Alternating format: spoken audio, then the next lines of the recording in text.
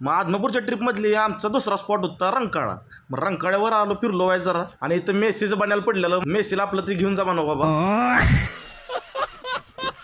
मग रातच्यानं काय खाल्लं नव्हतं, मग आमचं गडी म्हणलं चला आता नाश्ता करूया. मग काय घेतली, मिसळपाव घेतला. गाड्यांनी कमीत कमी 100 पावाचा बुकना पडलाय. 22, 30, 22 सकाळपारी सुका पाटील 35 भाकरी खात होता. आता त्याचं तर काय माहित नाही बाबा, पण आमचं सुका पाटील तर बाबा 100 पाव खात होतं. साधं काम नव्हतं गाड्याचं. मग त्या ठिकाणी आम्ही नाश्ता केला आणि तिथून आम्ही डायरेक्ट महालक्ष्मीला गेलो. आणि मग महालक्ष्मी तिथे सेंटरिंगचे काम चालू असल्यामुळे आम्हाला काही दर्शन व्यवस्थित भेटले नव्हते. आम्ही फक्त मुख्य दर्शन घेतले आणि तिथून काढता पाय घेतला. आणि मग तिथून आता आम्ही निघलो. आम्ही आता जाणार होतो शाहू पॅलेसला. मग शाहू पॅलेसला आलो आणि इथं जरा पुरातन काय काय गोष्टी होत्या त्या सगळ्या बघितल्या. आणि इथं मग तसंच पुढे आलो तरी तर राधानगरीच्या धरणाच्या प्रकल्पाचा असा एक डेमो तयार केलेला आहे. त्या डेमो मग बघितला आणि तिथनं पुढे आलो आम्ही डायरेक्ट शाहू महाराजांच्या जन्म ठिकाणी. त्या ठिकाणी मग आतमध्ये म्युझियम मध्ये शिरलो, पण म्युझियम मध्ये आम्हाला काय मोबाईल वापरायची परमिशन नव्हती, त्यामुळे काय तिथं मोबाईल वापरला. मग म्युझियम मध्ये हिंडून झाल्यानंतर बाहेर आलो, मोक्कार हिंडलो जरा, आणि तिथनं डायरेक्ट आम्ही आलो ज्योतिबाला. मग आता ज्योतिबा म्हणजे आमचं कुलदैवत आणि वर्षातून 2 वेळा इथं यायलाच लागतं. मग आता आम्ही आता पोरांबरोबर आलो, आपलं घरच्यांना घेऊन याचं पुढल्या टाइम. मग आलो येऊन बघतो तर बारी काय लय मोठी नव्हती. मग बारीला येऊन उभं राहिलो, आपलं एक 10 मिनिटात दर्शन झालं. इथं पण आतमध्ये काय मोबाईल वापरायला येत नाही, त्यामुळे आलो आपलं दर्शन घेतलं ज्योतिबाचं. बाहेर आलो, जरा प्रदक्षिणा वगैरे घातली, मातेचं दर्शन घेतलं